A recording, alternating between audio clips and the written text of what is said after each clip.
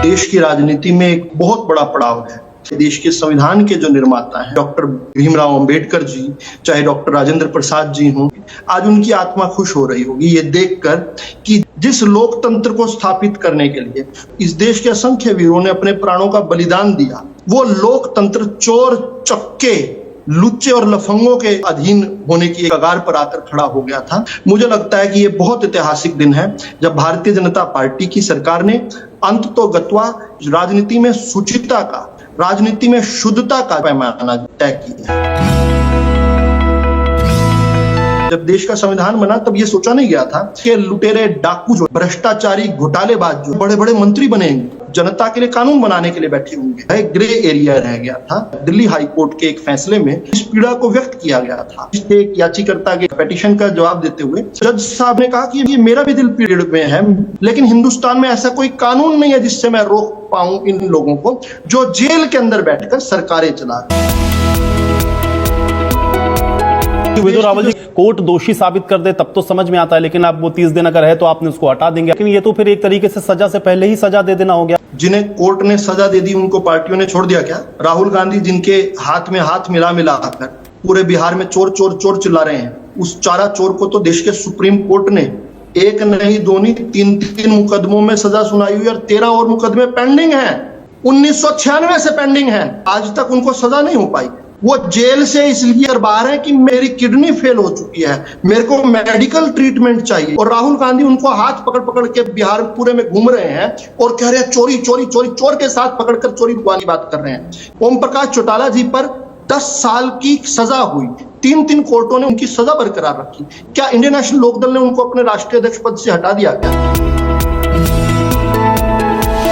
ये भारतीय जनता पार्टी थोड़ी है। केवल वो जैन की हवाला की डायरी में, जिसमें अब भाजपा का कोई लेना देना दूर तक भी नहीं बनता था, लेकिन ये देखे नहीं लाल कृष्ण आडवाणी जी ने, वो तो कोयम्बटूर में थे।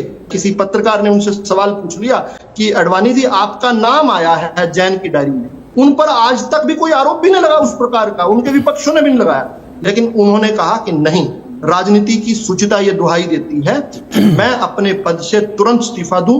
उन्होंने किसी FIR की वेट नहीं की, तुरंत इस्तीफा दिया और उसके बाद जब तक उनका नाम क्लियर नहीं हुआ चुनाव भी नहीं लड़े। 1998 में भी भाजपा की सरकार बनी थी, लेकिन श्रद्धेय लाल कृष्ण आडवाणी जी चुनाव नहीं लड़े थे और तो अगली बार जो सरकार बनी उसमें तो डिप्टी प्राइम मिनिस्टर बने थे। दिल्ली के मुख्यमंत्री थे मदन लाल खुराना, उनका केवल नाम इनिशियल्स केवल पढ़ लिए उस जैन की डायरी में, उन्होंने तुरंत बिना किसी के मांग किए इस्तीफा दे दिया।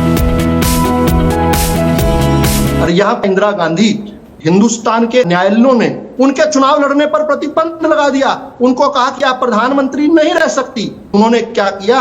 हिंदुस्तान का कानून ही बदल दिया रेट्रोस्पेक्टिव हिसाब से।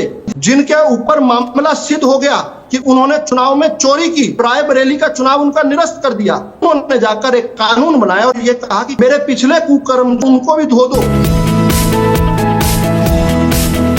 ये एक नारा बन चुका था, गली गली में शोर है मेरा नेता चोर है।